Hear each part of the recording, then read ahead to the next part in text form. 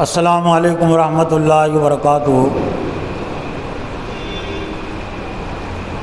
الحمد للہ نحمده ونستعینه ونستغفره ونؤمن به ونتوکل علیہ ونعوذ باللہ من شرور انفسنا ومن سیئات اعمالنا۔ قال اللہ تعالی فی القرآن المجید والفرقان الحمید۔ فاعوذ باللہ من الشیطان الرجیم، بسم اللہ الرحمن الرحیم۔ وَإِذْ بَوَّأْنَا لِإِبْرَاهِيمَ مَكَانَ الْبَيْتِ أَلَّا تُشْرِكْ بِي شَيْئًا وَطَهِّرْ بَيْتِيَ لِلطَّائِفِينَ وَالْقَائِمِينَ وَالرُّكَّعِ السُّجُودِ وَأَذِّنْ فِي النَّاسِ بِالْحَجِّ يَأْتُوكَ رِجَالًا وَعَلَى كُلِّ ضَامِرٍ يَأْتِينَ مِنْ كُلِّ فَجٍّ عَمِيقٍ لِيَشْهَدُوا مَنَافِعَ لَهُمْ وَلِيَذْكُرُوا اسْمَ اللَّهِ فِي أَيَّامٍ معلومات علی ما رزقهم من بہیمۃ الانعام فکلوا منها وأطعموا البائس الفقیر۔ وقال اللہ تعالی اذن ان الصفا والمروة من شعائر اللہ فمن حج البیت او اعتمر فلا جناح علیہ ان یطوف بہما ومن تطوع خیرا فإن اللہ شاکر علیم۔ وقال النبی صلی اللہ علیہ وسلم من اراد الحج فلیعجل۔ وقال اذن من ملک زادا راحلۃ تبلغ الی بیت اللہ تعالی فلا حج فلا علیہ ان یموت یہودیا ونصرانیا۔ معزز و محترم دینی بھائیوں، بزرگوں، نوجوانوں، خواتین اور بہنوں، آپ اچھی طرح جانتے ہیں کہ اس وقت ہم ذی الحج کے مہینے سے گزر رہے ہیں۔ اگرچہ حج ادا ہو چکا ہے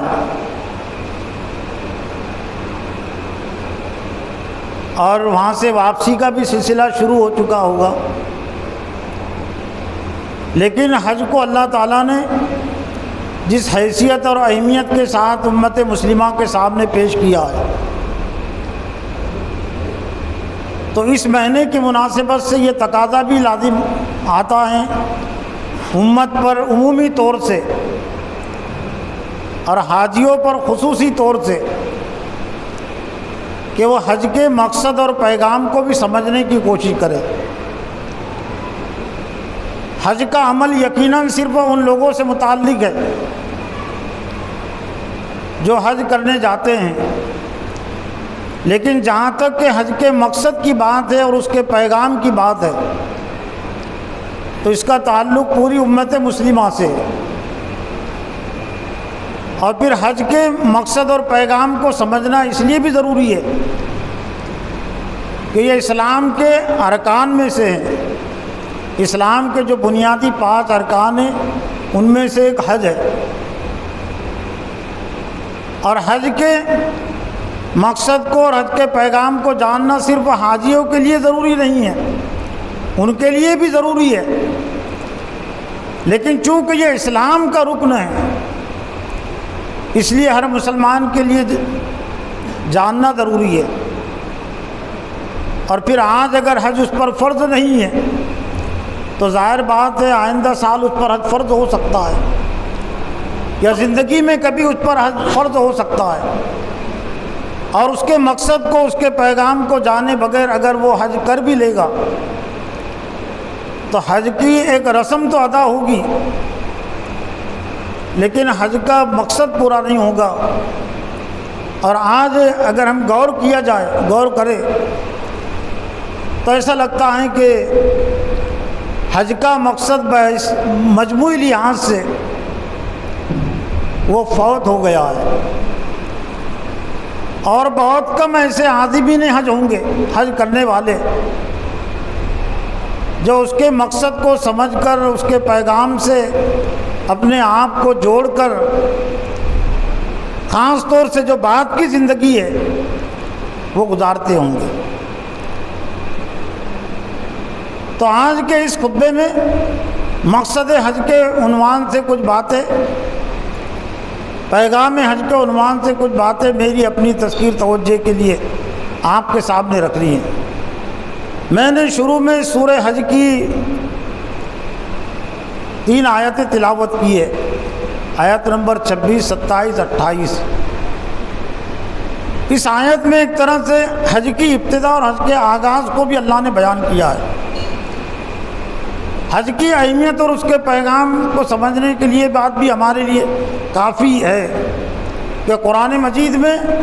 ایک سورۃ حج کے عنوان سے، اس کا نام ہی سورہ حج، حالانکہ نماز بھی بہت اہم ہے لیکن صلاۃ کے نام سے کوئی صورت نہیں ہے، صوم کے نام سے کوئی صورت نہیں ہے، زکوٰۃ کے نام سے کوئی صورت نہیں ہے، حالانکہ یہ بھی بہت اہم ہے، اسلام کے ارکان ہیں، لیکن چونکہ حج چند لوگوں پر ہی فرض ہوتا ہے اس لیے باقی امت مسلمہ یہ نہ سمجھ لے کہ میرا اس سے کیا تعلق ہے۔ حج کا تعلق حج کرنے والوں سے ہے، اس لیے امت مسلمہ اس کی اہمیت کو سمجھے، اس لیے اللہ نے قرآن مجید میں ایک سورہ حج کے نام سے ایک طرح سے نازل کی ہے، اور حج کے احکام اور حج کے مقاصد اور اس کا پیغام یہ صرف وہ سورہ حج ہی میں نہیں ہے، قرآن مجید کی بہت ساری صورتوں میں بھی ہے، سورہ آل عمران میں بھی ہے، سورہ بقرہ میں بھی ہے، اور بھی کچھ صورتوں میں ہے۔ وَإِذْ قرآن مجید میں اللہ تعالیٰ نے فرمایا کہ وَإِذْ بَوَّأْنَا لِإِبْرَاهِيمَ مَكَانَ الْبَيْتِ أَلَّا تُشْرِكْ بِي شَيْئًا، وہ وقت یاد کرو کہ اللہ تعالیٰ نے حضرت ابراہیم علیہ السلام کو ٹھکانہ عطا کیا، مکان البیت، گھر کی جگہ کا، یعنی اس گھر کی جگہ کو اللہ تعالیٰ نے حضرت ابراہیم علیہ السلام کو بتلایا جہاں پر خانہ کعبہ تھا، اس لیے کہ خانہ کعبہ کا ایک تعارف یہ بھی ہے کہ ان اول بیت وضع للناس للذی ببکۃ مبارکا ھدی للعالمین فیہ آیات بینات مقام ابراہیم ومن دخلہ کان آمنا وللہ علی الناس حج البیت من استطاع الیہ سبیلا۔ یہ سورہ آل عمران کی آیت ہے جہاں سے چوتھا پارہ شروع ہوتا ہے، چوتھے پارے کے پہلے رکوع کی آیت ہے کہ اس روئے زمین پر جو سب سے پہلا گھر بنا انسانوں کے لیے وہ مکہ معظمہ میں فی آیات بینات مقام ابراہیم، اس میں کھلی ہوئی آیتیں اور کھلی ہوئی باتیں موجود ہیں، اور مقام ابراہیم بھی ہے۔ تو پھر اسی آیت میں اللہ نے فرمایا اذن فی الناس بالحج، اللہ تعالیٰ نے حضرت ابراہیم علیہ السلام کو حکم دیا کہ آپ لوگوں میں حج کا اعلان کر دیجئے، لیکن اس سے پہلی جو ہدایتیں ہیں اللہ تشرک بھی شیئا، میرے ساتھ کسی کو شریک نہ کرنا، وطاہر بیتی للطائفین والقائمین والرکع السجود، اور میرے گھر کو پاک اور صاف رکھنا طواف کرنے والوں کے لیے، قائمین نماز پڑھنے والوں کے لیے، اور رکوع اور سجدہ کرنے والوں کے لیے، اور لوگوں میں اعلان کر دیجئے حج کا، یاتو کا رجالن، وہ پیدل بھی آئیں گے، وہ علی کل ضامر یاتین من کل فج عمیق، اور دبلی پتلی اونٹنیوں پر بھی آئیں گے دور دراز کا سفر کر کے، لیشہدوا منافع لہم، تاکہ وہ ان چیزوں کا مشاہدہ کرے، اپنی آنکھوں سے دیکھے جو اللہ تعالیٰ نے ان کے لیے نفع رکھا ہے، فائدے رکھے۔ ایسا لگتا ہے کہ خانہ کعبہ تو روئے زمین کا سب سے پہلا گھر ہے، اور اس میں اللہ کی عبادت بھی ہوتی تھی، حضرت آدم اور حضرت حوا کا زمانہ بھی یہاں پر گزرا ہے۔ مفسرین نے الگ الگ باتیں لکھی کہ پہلی جو تعمیر ہے حضرت آدم ہی سے ہوئی، لیکن فرشتوں کا بھی اس میں تعاون رہا ہے، کوئی تعجب کی چیز نہیں ہے، ہو سکتا ہے تعاون، لیکن زمانے کی گردش کی وجہ سے، لوگوں کے بگاڑ کی وجہ سے پھر یہ خانہ کعبہ کی تعمیر زمین زمین کے برابر ہو گئی۔ کچھ مفسرین نے بات لکھی کہ وہ حضرت نوح علیہ السلام کے زمانے میں جو طوفان آیا تھا اس میں اس کا اثر اس پر بھی ہوا، اور حضرت نوح علیہ السلام کے 1000 سال کے بعد کا زمانہ ہے حضرت ابراہیم علیہ السلام کا۔ تو ایسا لگتا ہے کہ باضابطہ حج کا جو آغاز ہے وَأَذِّنْ فِي النَّاسِ بِالْحَجِّ، وہ حضرت ابراہیم علیہ السلام کے ذریعے سے ہوا ہے۔ تم یوں بھی کہہ سکتے ہیں کہ باضابطہ حج کے جو بانی ہیں وہ حضرت ابراہیم علیہ السلام ہیں،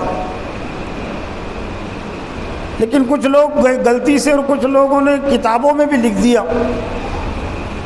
اسلام کے بانی اسلام حضرت ابراہیم علیہ السلام ہے۔ بانی اسلام کوئی نبی نہیں ہے، بانی کہتے ہیں اس کو جو بنیاد ڈالتا ہے۔ بانی اسلام تو اللہ کی ذات ہے، اللہ نے اسلام کی بنیاد ڈالی ہے، لیکن عمل حج کی جو بنیاد ہے تو حضرت ابراہیم علیہ السلام کے ذریعے سے پڑھی ہے، اس لیے ہم کہہ سکتے ہیں کہ وہ بانی حج ہے کہ اللہ تعالیٰ ان کے ذریعے سے حج کی بنیاد رکھی ہے، وہاں سے باضابطہ حج کا آغاز ہوا ہے۔ اب حج کا مقصد کیا ہے اور حج کا پیغام کیا ہے؟ تو اللہ تعالیٰ نے ہر عبادت میں وہ چیزیں رکھی ہیں جو مقصد کو سمجھنے کے لیے ضروری بھی ہے، کافی بھی ہے اور معین و مددگار بنتی ہے۔ نماز کے مقصد کو سمجھنے کے لیے جو چیزیں نماز میں رکھی گئی ہیں وہ کافی ہے۔ اذان کے مقصد کو سمجھنے کے لیے وہ کلمات کافی ہے جو اذان میں رکھے گئے ہیں۔ رمضان کے مقصد کو سمجھنے کے لیے رمضان میں جو چیزیں اللہ تعالیٰ نے رکھی ہے وہ کافی ہے۔ زکوٰۃ کے مقصد کو سمجھنے کے لیے وہ کافی ہے جو چیز اللہ نے زکوٰۃ کے حوالے سے رکھی ہے۔ تو حج کے مقصد اور حج کے پیغام کو سمجھنے کے لیے وہ نصاب کافی ہے، وہ اذکار اور وہ کلمات کافی ہے، اور وہ ان مقامات کا، ان جگہوں کا مشاہدہ اور علم کافی ہے جن مقامات اور جن جگہوں سے متعلق اللہ تعالیٰ نے یہ حج کا عمل رکھا ہے۔ حج کے اعمال میں ہم اچھی طرح جانتے ہیں کہ ویسے ہر عمل میں انما الاعمال بالنیات، اعمال کا دار و مدار نیت پر ہے۔ یہ صرف حج کے متعلق ہی نہیں ہے، اسلام کے تمام احکام کے متعلق ہے نیت، ارادہ، دل کا ارادہ۔ جب کسی چیز کا ارادہ ہوتا ہے مشکل کام بھی آسان ہو جاتا ہے،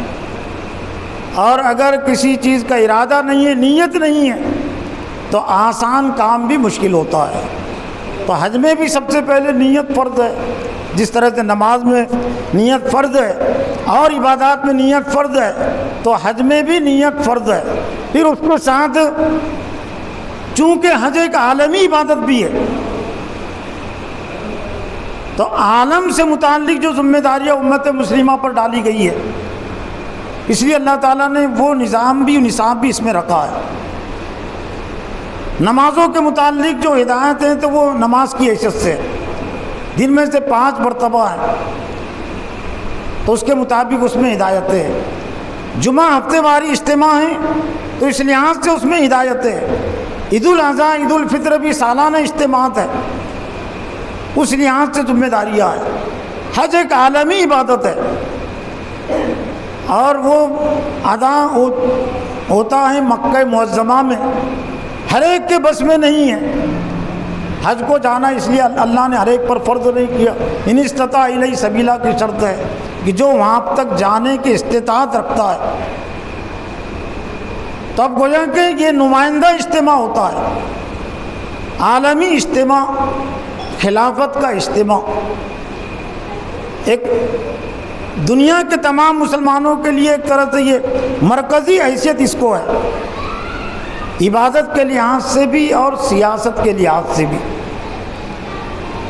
یہ اسلام کی خصوصیت ہے کہ اسلام کی عبادت میں اسلام کی سیاست بھی ہے، اذان میں اسلام کی مسلمانوں کی سیاست بھی ہے، اللہ اکبر کے عنوان سے، نماز میں مسلمانوں کی عبادت بھی ہے اور اس میں مسلمانوں کی سیاسی رہنمائی بھی ہے، جمعہ اسلام کی عبادت بھی ہے، تعلیم و تربیت بھی ہے، اور یہ مسلمانوں کی سیاسی رہنمائی لیے ہوئے بھی ہے۔ تو اسی طرح سے حج میں بھی خصوصیت کے ساتھ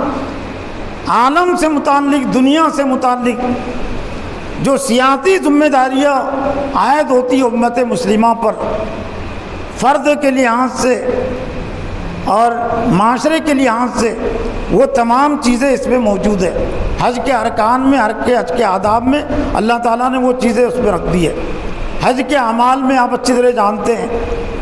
کہ ایک اہم عمل ہے، جس نے حج کا ارادہ کر لیا اب احرام وہ باندھے۔ احرام خواتین کو تو اختیار دیا گیا، خواتین پر معاشرے سے متعلق، اصلاح سے متعلق، دنیا کا نظام چلانے سے متعلق بہت ساری ذمہ داریاں نہیں ہے، اس لیے اسلام نے ان کو آزاد رکھا ہے۔ احرام مردوں کے لیے لازم ہے، خواتین اپنے لباس میں رہیں گی۔ احرام کی حیثیت کیا ہے؟ ایسا لگتا ہے کہ اس کا آغاز بھی حضرت ابراہیم علیہ السلام ہی سے ہوا ہوگا۔ دو کپڑے ہوتے ہیں جو سادگی لیے ہوئے، عاجزی اور انکساری لیے ہوئے، فقیرانہ لباس بھی کہہ سکتے ہیں۔ فقیر عام طور سے کیسے رہتے ہیں کہ ایک چادر ہوتی ہے ایک کمر پر، پائجامے کے طور پر، تہبند کے طور پر، لنگی کے طور پر، اور ایک بغیر سلی ہوئی ایک چادر ہوتی ہے۔ تو ایک طرح سے ہر حاجی کے ذہن اور دماغ سے پہلے سے فخر اور غرور نکال دیا گیا۔ اللہ، اور پھر لبیک اللہم لبیک، لبیک لا شریک لک لبیک ان الحمد والنعمت لک والملک لا شریک لک۔ ظاہر کے ساتھ ساتھ باطن کو بھی پاک اور صاف کرے، صرف ظاہری کے لحاظ سے سادہ نہ بن جائے، اپنے دل کو بھی تواضع اختیار کرنے والا، جس طرح سے اس کا جسم اب ایک سادہ ہو گیا، تکبر، فخر، بہت سارے لوگوں کو لباس بھی جو ہے تو تکبر میں مبتلا کر دیتا ہے، لباس پر فخر کرتے ہیں، تاج پر فخر کرتے ہیں۔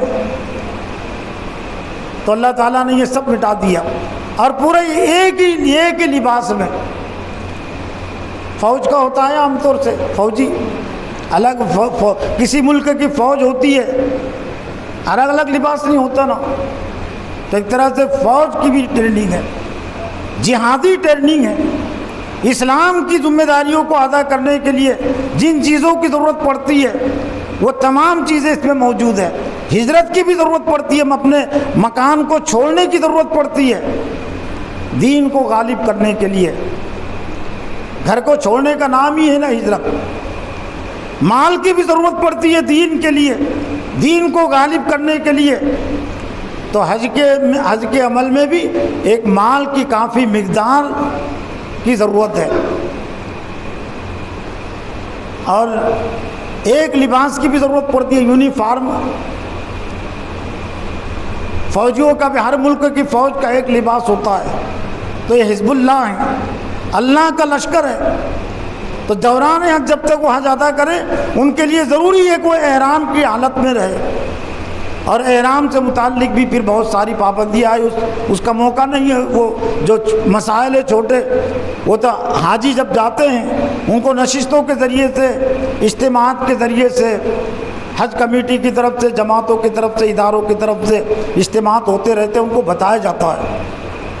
لیکن حج کے احرام میں ایک تو یہ کہ اونچ نیچ کا فرق مٹ جائے، کوئی کسی پر نسل کی بنیاد پر، خاندان کی بنیاد پر فخر نہ کرے، نہ لباس کی بنیاد پر، نہ خاندان کی بنیاد پر، نہ ملک کی بنیاد پر کہ ہمارا ملک یہ، ہماری تہذیب یہ ہے، ہمارے ملک کا یہ لباس ہے۔ اس لیے کیا عرب اور کیا عجم، کیا بھارتی، کیا پاکستانی، کیا انڈونیشائی اور جتنے بھی ممالک ہو سکتے ہیں، ان تمام ہی کو اللہ تعالیٰ نے ایک لباس میں ملبوس کر دیا۔ ایک طرح سے عالمی اتحاد کا مظاہرہ بھی۔ علامہ اقبال نے کہا کہ ایک ہو مسلم حرم کی پاسبانی کے لیے، لباس کے لحاظ سے تو ایک ہو گئے، احرام کے لحاظ سے تو حاجی ایک ہو گئے، لیکن کیا فکر کے لحاظ سے بھی ایک ہوئے؟ کیا سوچ کے لحاظ سے بھی، نصب العین کے لحاظ سے بھی ایک ہوئے؟ نہیں ایک ہوئے۔ ہاں جب تک دنیا میں خلافت تھی ایک ہی پیغام دیا جاتا تھا، طاغوت، دنیا سے طاغوت کے خاتمے کا اور اسلام کے غلبے کا پیغام دیا جاتا تھا۔ اور یہ حج کا جو اجتماع ہوتا تھا، مجمع ہوتا تھا، وہاں پر غور و فکر کیا جاتا تھا۔ جو خلیفہ ہوتا تھا، خلیفہ کے نمائندے ہوتے تھے، وہ پورے دنیا کے حالات کا جائزہ لیتے تھے، کس ملک میں مسلمان کس حالت میں ہیں، کس پریشانی میں ہیں، کس ظلم ستم میں ہیں، اور پھر سال بھر کے لیے منصوبے بنتے تھے۔ تعلیم اور تربیت کے لحاظ سے مسلمان اسلام سے دور ہے، تو ان ممالک میں، ان علاقوں میں، وہاں خلافت کی طرف سے، مکہ معظمہ کی طرف سے میدان عرفات میں، میدان منی میں، خانہ کعبہ میں اور جتنے مقامات ہیں سب جمع ہوتے تو منصوبے بنتے تھے۔ ظلم ستم کا شکار ہے، کوئی باطل پرست ان پر ہر وقت حملہ آور رہتے ہیں، تو مسلمانوں کو ظلم و ستم سے، ظالموں سے نجات دینے کے لیے منصوبے بنتے تھے۔ اس لیے یہود اور نصارہ اور منافقین حج کے اجتماع سے ڈرتے تھے کہ اجتماع ہوگا، عالمی اجتماع، ہمارے ظلم و ستم کی رپورٹ پہنچے گی یہاں کے حاجیوں کے ذریعے سے۔ اس لیے ان کی پوری کوشش ہوتی تھی کہ حاجی نہ جائے، کم سے کم جائے۔ اس لیے یہ جو مختلف مقامات سے متعلق جو ہے نا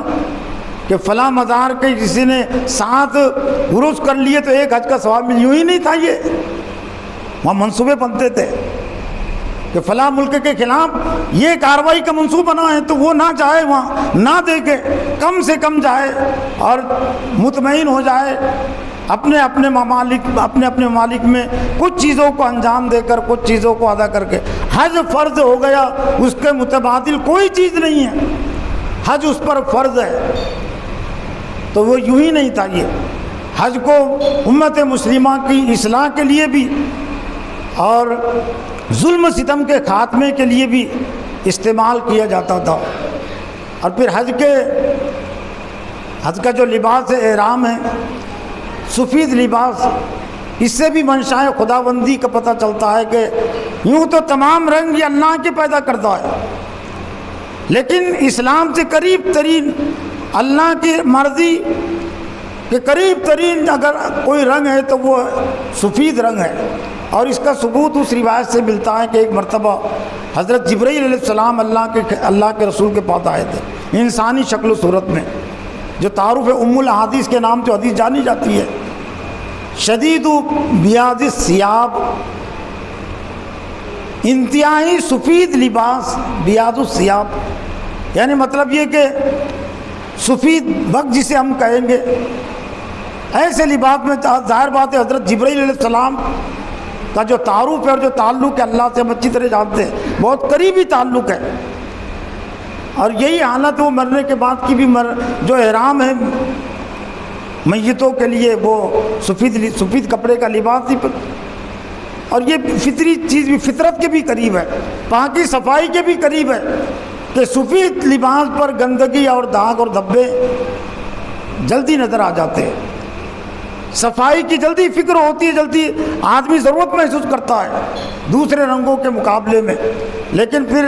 احرام کے بعد جو مقامات ہیں، وہ مقامات کی ایک تاریخی حیثیت ہے۔ ان الصفا والمروۃ من شعائر اللہ فمن حج البیت او اعتمر فلا جناح علیہ ان یطوف بہما ومن تطوع خیرا فإن اللہ شاکر علیم۔ سورہ بقرہ کی آیت ہے کہ بے شک صفا اور مروہ اللہ کی نشانیوں میں سے، شاعر اللہ اللہ نے قرار دیا ہے، شعور سے، کہ جس سے کچھ شعور ملتا ہے،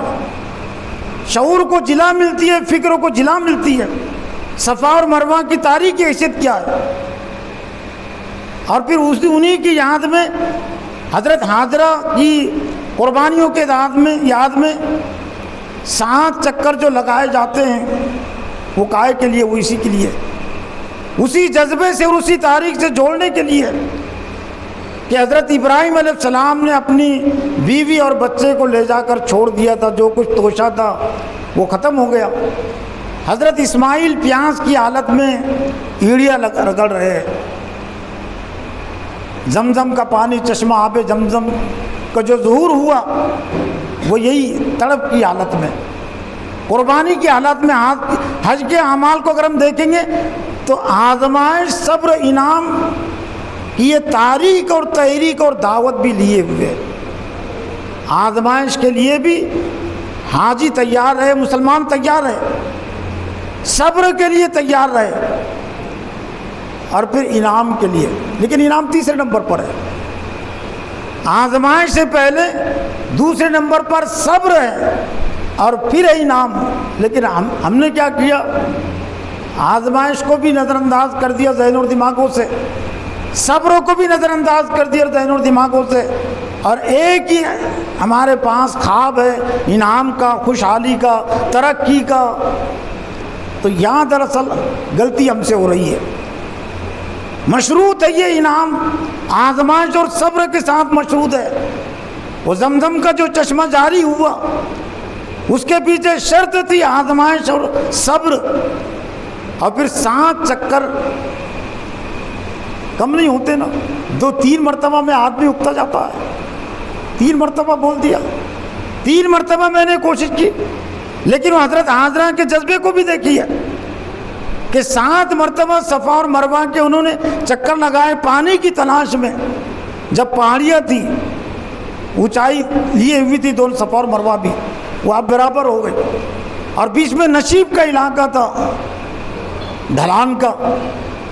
تو ڈھلان پر جب جاتی حضرت حاجرہ، تو چونکہ حضرت اسماعیل سے جگہ لیٹے ہوئے تھے چشمہ بیت اللہ کے قریب، جہاں چشمہ اس وقت ہے، تو وہاں سے نظر ان کی ہٹ جاتی تھی۔ نشیب میں فطری چیز ہے کہ اونچائی پر ہوتی تھی نظر رہتی تھی، لیکن ڈھلان پر آئی تو نظر ہٹ جاتی تھی، تیز چلتی تھی، دوڑتی تھی کہ کوئی جانور، کوئی موذی اسماعیل کو پریشان نہ کرے، تو نظر اس پر نظر بھی رہے اور پانی کی تلاش بھی، دوڑنا بھی جاری رہے۔ اس لیے اللہ تعالیٰ نے حضرت حاجرہ کی سنت کو حاجیوں کے لیے ضروری قرار دیا کہ اس جگہ پر وہ تیز دوڑے جہاں پر حضرت حاجرہ تیز دوڑتی تھی۔ 7 مرتبہ کے چکر کے بعد پھر وہ چشمہ جاری ہوا ہے۔ ایسا لگتا ہے کہ 7 مرتبہ کا جو عدد ہے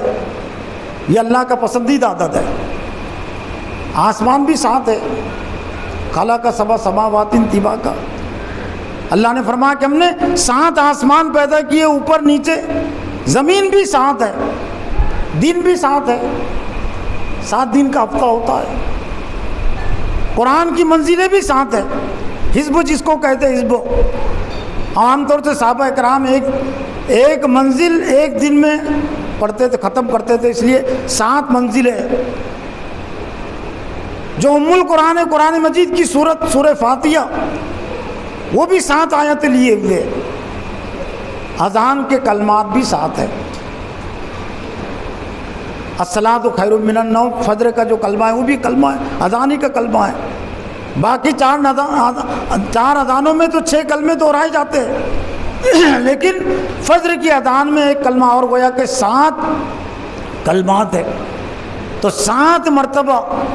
جب چکر ہوئے تب اللہ تعالیٰ کے رحمت کو جوش آیا، اس لیے طواف بھی 7 ہے نا، اللہ ہی کی طرف سے۔ ظاہر بات ہے کہ 7 چکر کے بعد اللہ کی رحمت جاری ہوئی برسی آب زمزم کی صورت میں، انعام ان کو ملا زمزم کی صورت میں 7 مرتبہ چکر لگانے کے بعد، تو اسی کے اشتیاق میں، اسی کے خواہش میں حضرت ابراہیم علیہ السلام نے بھی اللہ کی سنت کو سامنے رکھ کر 7 مرتبہ طواف کیا۔ آج بھی 7 مرتبہ طواف کیے جاتے ہیں، 7 مرتبہ کنکریاں ماری جاتی ہے۔ تو اس کا مطلب یہ ہے کہ کسی کام میں، کسی چیز میں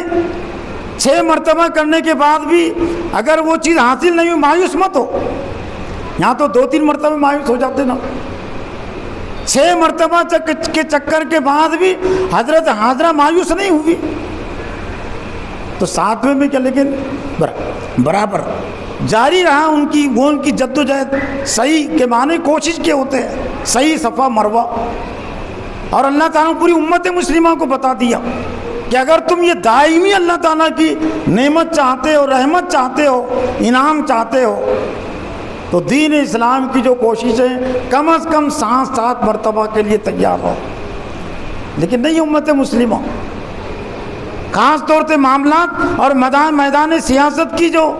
آزمائش ہے، جو انعامات ہے،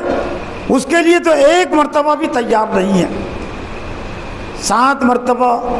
کا طواف بھی ہے، اور پھر طواف میں ایک اور چیز داخل ہوئی ہے، حضرت محمد صلی اللہ علیہ وسلم کی سیرت سے اس کا تعلق ہے، اور وہ بھی طواف کا حصہ ہے۔ 7 مرتبہ تو طواف ہے، لیکن اس میں سے 3 مرتبہ ذرا سینہ تان کر اکڑ کر چلنے کا حکم ہے۔ اور اس کی وجہ کیا ہے؟ اس کی تاریخی جو حیثیت ہے وہ یہ ہے کہ سن 6 ہجری میں نبی صلی اللہ علیہ وسلم نے 1400 صحابہ کرام کے ساتھ عمرے کا ارادہ کیا تھا، لیکن بیچ میں پھر ایک طرح سے مشرکین مکہ کی طرف سے رکاوٹ آئی۔ اللہ کی بھی منشا اس میں یہی تھا کہ یہ اس سال نہیں، آئندہ سال ہو حج، اس لیے کہ جو خواب آپ کو دکھایا گیا تھا اس میں صراط کے ساتھ ہے، لقد صدق اللہ رسولہ الرؤیا بالحق لتدخلن المسجد الحرام ان شاء اللہ آمنین محلقین رؤوسکم، کہ اللہ تعالیٰ نے اپنے نبی کو خواب سچا دکھایا کہ وہ مسجد حرام میں امن کے ساتھ داخل ہو رہے ہیں، پرامن طریقے سے۔ تو پرامن حالات سن 6 ہجری میں نہیں تھے نا، وہ پرامن حالات بنے وہ معاہدے کے ذریعے سے، صلح حدیبیہ کے ذریعے سے، اور صلح حدیبیہ میں پھر یہ شرط قرار پائی، اور اس کو اللہ تعالیٰ نے فتح مبین قرار دیا، اس لیے کہ پہلا موقع تھا کہ مشرکین مکہ نے خانہ کعبہ کے طواف پر، خانہ کعبہ کے حج پر اللہ کے رسول اور اہل ایمان کا بھی حق تسلیم کیا، اور یہ پہلا موقع تھا کہ ایک صاحب نظام امت کی حیثیت سے مشرکین مکہ نے آپ کے حق کو تسلیم کیا تھا، اور یہ شرط طے پائی تھی کہ عرب کے قبیلوں کو اختیار ہوگا، آزادی ہوگی، جس کے ساتھ چاہے وہ رہے۔ چنانچہ قبیلہ بنو بکر وہ مکہ والے مشرکین مکہ کے عہد میں داخل ہوا، اور قبیلہ بنو خزا دونوں میں آپس میں دشمنیاں تھیں، وہ نبی صلی اللہ علیہ وسلم کے عہد میں داخل ہوا، اور اس بنیاد پر اب ایک طرح سے نبی صلی اللہ علیہ وسلم کا جو اقتدار ہے، اسلام کا جو اقتدار ہے، مکہ سے قریب بھی مکہ والوں نے تسلیم کر لیا تھا، مکہ کے قریب ہی تھے دونوں قبیلے۔ لیکن بہت سارے لوگ بغیر سوچے سمجھے ہوئے کہہ دیتے ہیں کہ صلح حدیبیہ اللہ کے رسول نے دب کر کی ہے، اصول کی بنیاد پر تھی، مکہ والوں کو دبنا پڑا تھا، اور اس میں یہ بھی تھی کہ جب آئندہ سال ہم حج کی عمرہ کے لیے آئیں گے تو 3 روز تک آپ کو شہر خالی کر دینا پڑے گا تاکہ کوئی خطرہ باقی نہ رہے۔ چنانچہ جب آئے عمرہ کرنے کے لیے مکہ والے جو تھے 3 روز تک وہ پہاڑیوں پر چلے گئے، لیکن مدینہ والوں کی حالت کو دیکھ کر، ان کی جسمانی حالت کو دیکھ کر آپس میں چیم مغیّا کرنے لگے، اور اس کی اطلاع اللہ کے رسول کو پہنچی، اور یہ چیم مغیّا یہ ہو رہی تھی کہ مدینہ کی آب و ہوا نے، مدینہ کے بخار نے مسلمانوں کو کمزور کر دیا، بات کو نہیں سمجھے تھے، وہ ورزش عمل کو نہیں جانتے تھے، وہ اور چونکہ مکہ میں اس کی زیادہ ضرورت نہیں تھی، اللہ کے رسول وہ دوڑ کا مقابلہ نہیں لگاتے تھے، لیکن ہجرت کے فوراً بعد نبی صلی اللہ علیہ وسلم اہل ایمان کے درمیان آج بھی وہ سبق موجود ہے، اور شاید وہی اسی سے حوصلہ پا کر یہاں بھی مسجد سبق بنی ہے، وہ سبق موجود ہے وہاں، مسابقہ سے بنا ہے سبق کا لفظ۔ دوڑ کے مقابلے، ورزش کے مقابلے کے امت اہل ایمان کمزور نہ رہے، اس لیے کہ عرب کو انہوں نے دعوت دے دی تھی، عرب کے لشکروں کو انہوں نے دعوت دے دی تھی، تو جنہوں نے وہ جسمانی حالت کو دیکھ کر سمجھ لیا، ظاہر بات ہے کہ جو ورزش کرے گا، فوجی ٹریننگ میں رہے گا، جس میں ان کے سگڑ جاتے ہیں، کمزور ہو جاتے ہیں۔ مکہ والے نہیں سمجھے اس کو، انہوں نے کمزوری پر محمول کیا، لیکن اللہ کے رسول نے اتنا بھی گوارا نہیں کیا۔ آپ نے کہا کہ شروع کے جو 3 طواف ہے، 3 چکر دیکھ رہے تھے، مشاہدہ کر رہے تھے مشرکین مکہ، وہ سینہ تان کر طواف کرے، وہ دوڑ کر طواف کرے، تاکہ یہ نہ سمجھے کہ ہم کمزور ہو گئے۔ تو یہ کون سی دب کر صلح تھی اس میں کہ جس اللہ کے رسول نے یہ بھی گوارا نہیں کیا کہ مشرکین مکہ ہم کو کمزور سمجھے، تو یہ کمزوری کو قبول کریں گے وہ سب اللہ کی روشنی میں اصول کے مطابق، ہدایت کے مطابق وہ صلح ہوئی تھی، اور اس میں مشرکین مکہ کی حالت ایک طرح سے مغلوبیت کی تھی، اور انہوں نے حق تسلیم کی اللہ کے رسول کا، سیاسی حق بھی، چنانچہ وہ عہد کی خلاف ورزی ان سے ہوئی، بنو خزاعہ پر بنو بکر نے حملہ کیا، مشرکین مکہ نے ساتھ دیا، تو اسی پس مضمون میں پھر یہ فتح مکہ کا واقعہ پیش آیا، بغیر اطلاع کے اللہ کے رسول نے مکہ کے خلاف کارروائی کی ہے۔ تو بالکل وہ 3 مرتبہ رمل، جو 3 طواف میں جو رمل کیا جاتا ہے اس کی حیثیت کیا بنتی ہے؟ بالکل ایسی بنتی نا، عام طور سے اکھاڑے ہوتے ہیں، بچپن میں دیکھتے تھے، لیکن اب تو موقع بھی نہیں اور مناسب بھی نہیں، سطر کھلے ہوئے رہتے ہیں پورے،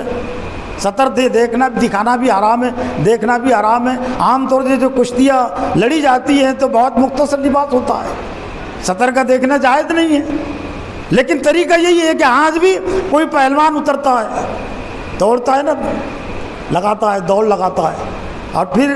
اگر کوئی مقابلے مل گیا تو ہاتھ ملا لے، مقابلہ ہوتا ہے، اور 2-3 چکر کے بعد اگر کسی نے ہاتھ نہیں ملایا بغیر کشتی کے انعام دینا پڑتا ہے۔ بالکل یہی حالت ہوتی ہے نا، دوڑتے ہوئے اپنی طاقت اور قوت کا مظاہرے کے لیے کفر و اسلام کے مقابلے میں اسلام نے بزدلی کو، ڈرنے کو، دبنے کو پسند نہیں کیا، اور یہ خانہ کعبہ کا طواف ایک طرح سے اس کی عملی شکل ہے، اس کا عملی مظاہرہ ہے۔ پھر اسی طرح سے جتنے بھی وہ ارکان ہیں، جتنے بھی آداب ہیں، وہ امت مسلمہ کا ایک طرح سے وہ روشن ماضی بھی لیے ہوئے، روشن حال لیے ہوئے، مضبوط ماضی، مضبوط مستقبل اور روشن ہمارا مستقبل حج کے پیغام سے جڑا ہوا ہے، توحید کا پیغام ہے، اور پھر جو اس میں کلمات رکھے گئے ہیں وہ اللہ کے مقتدر اعلیٰ کی ایک طرح سے تربیت ہے۔ یہ تکبیر تشریق بھی ان ایام سے جڑی ہوئی ہے، اور خاص طور سے چوتھے کلمے کا جو ورد ہے، چاروں کلمہ تو لا الہ الا اللہ وحدہ لا شریک لہ لہ الملک ولہ الحمد یحیی و یمیت بیدہ الخیر وہو علی کل شیء قدیر، چاروں کلمہ یہ ہے، خاص طور سے لہ الملک ولہ الحمد، اسی کے لیے اقتدار، اسی کے لیے بادشاہت ہے۔ اور جو تلبیہ ہیں جو پڑھا جاتا ہے تو وہ تربیتی کلمہ ہے، لبیک اللہم لبیک لبیک لا شریک لک لبیک ان الحمد والنعمت لک والملک لا شریک لک، حمد اور تعریف تیرے لیے، والملک لا شریک لک، تیرے اقتدار میں کوئی شریک نہیں، تیری حکومت میں کوئی شریک نہیں۔ لیکن سوال یہ، مسئلہ یہ ہے کہ آج امت مسلمہ نے اللہ کے اقتدار میں اللہ کے باغیوں کو، اللہ کے نافرمانوں کو شامل کر لیا ہے، شریک کر لیا ہے، اس لیے عالمی سطح پر بھی امت مسلمہ خاص طور سے سیاست کے میدان میں بے بس ہے، کمزور ہے، لاچار ترین ہے، اور بھارت میں بھی لاچار ترین، کمزور ترین ہے، جبکہ لاکھ 2 پوری دنیا میں حج کا 40 لاکھ 50 لاکھ حج کرتے ہیں۔ اللہ کے رسول کے آخری حج میں 1 لاکھ کا 1.5 لاکھ کا مجمع تھا، لیکن یہیں سے وہ لشکر تیار ہوئے تھے افریقہ کے لیے، یورپ کے لیے، اس بنیاد فلیبلغ الشاہد الغالب، تم میں جو حاضر ہے آخری خطبہ تو آپ نے دیا تھا، اس میں ایک پیغام یہ تھا بہت ساری ہدایتوں کے بعد، فَلْيُبَلِّغِ الشَّاهِدُ الْغَالِبَ، یہاں تم میں جو موجود ہے حاضر ہے وہ غائب تک اس پیغام کو پہنچا دے، اللہ اکبر کے پیغام کو، لہ الملک و لہ الحمد کے پیغام کو، تلبیہ کے پیغام کو، چاروں کلمے کے پیغام کو وہ دنیا کے تمام خطوں میں، تمام علاقوں میں پہنچا دے، اور انہوں نے پہنچا دیا۔ لیکن آج جو کچھ صورتحال ہے وہ افسوسناک صورتحال ہے۔ لوگ یہ کہتے ہیں کہ دنیا میں 7 عجوبے ہیں، اس کی مجھے حقیقت معلوم نہیں، لیکن 8واں عجوبے میں مانتا ہوں، 8واں عجوبہ ہے۔ اور ابھی یہ تازہ مضمون میں نے لکھا ہوں، بھارت کے مسلمان موجودہ سیاسی پستی سے سبق لے، اس میں میں نے لکھا ہوں کہ 8واں عجوبہ ہے بھارت میں امت مسلمہ۔ وہ 8واں عجوبہ کیسے؟ 20 کروڑ مسلمان ہیں، 20 کروڑ مسلمان ہیں بھارت میں، اور اقتدار میں 0 ہے۔ پھر میں نے اپنے آپ کو متوجہ کرنے کے لیے، کیا دنیا کی کوئی تاریخ میں، ہندوستان کی نہیں، کیا کوئی دنیا کی تاریخ میں ایسا خطہ، ایسا ملک، ایسا علاقہ بتا سکتا ہے کہ وہاں پر 20 کروڑ مسلمانوں کی آبادی ہے اور اقتدار میں 0 ہے؟ یہ ہم نے دعوت دی ہے۔ اسلام امت مسلمہ کو جو مضبوطی ملتی ہے وہ اللہ اکبر کی بنیاد پر ملتی ہے۔ وَلَهُ الْمُلْكُ لَهُ الْحَمْدُ وَلَهُ الْمُلْكُ کی بنیاد پر اللہ تعالیٰ نے ماضی میں بھی ہم کو یہ دیا ہے، اور پھر یہ وہ ملک ہے۔ یہ عجوبے کو سمجھنے کے لیے اور زیادہ اس کی یہ وہی بھارت ملک ہے کہ 1000 سال تک مسلمانوں نے یہاں حکومت کی ہے۔ فرق صرف یہ تھا کہ اس وقت 1 کروڑ سے کم تھے، اور دوسرا فرق یہ تھا کہ ہندوستان جو ابھی کھنڈ کھنڈ میں وہ اکھنڈ تھا، پاکستان، بنگلہ دیش، افغانستان اور یہ برما کا حصہ بھی اس میں شامل تھا۔ 1 کروڑ سے کم تھے، 1000 سال تک مسلمانوں نے حکومت کی ہے۔ وہ عجوبہ نہیں تھا، وہ اللہ کی سنت تھی۔ یہ عجوبہ ہم نے دعوت دی ہے اللہ کے غضب کو، اللہ کی یوں سمجھ لیجئے کہ ناراضی کو ہم نے دعوت دی ہے، خاص طور سے میدان سیاست میں اللہ کے دین کو اور کلمے کو، اذان کو، حج کے پیغام کو مسترد کر کے۔ حاجیوں نے بھی دعوت دی ہے، عازمین حج نے بھی دعوت دی ہے، وہاں جا کر 40 روز تک تو کہتے رہتے ہیں کہ والملک لا شریک لک، تیرے اقتدار میں کوئی شریک نہیں، اور یہاں آنے کے بعد باطل پارٹیوں کے جھنڈے اٹھاتے ہیں، ان کے پیچھے چلتے ان کو اٹھتے تھے۔ کیسے غیرت گوارا کرتی ہے؟ اللہ کے گھر میں کھڑے ہو کر اس کا طواف کر کے، وہاں جب انہوں نے حاضر و ناظر جان کر اس کا اقرار کیا، پھر اس کی خلاف ورزی۔ محترم حضرات، ضرورت اس بات کی ہے کہ حج کا جو پیغام ہے، حج کا جو مقصد ہے، وہ تو حاجیوں کے لیے ہے ہی، لیکن پوری امت مسلمہ کے لیے بھی، ہمارے لیے بھی ہے۔ اس مقصد اور پیغام کو ہم سمجھنے کی کوشش کریں اور اس سے جڑنے کی، امت کو جوڑنے کی کوشش کریں۔ وآخر دعوانا الحمدللہ رب العالمین۔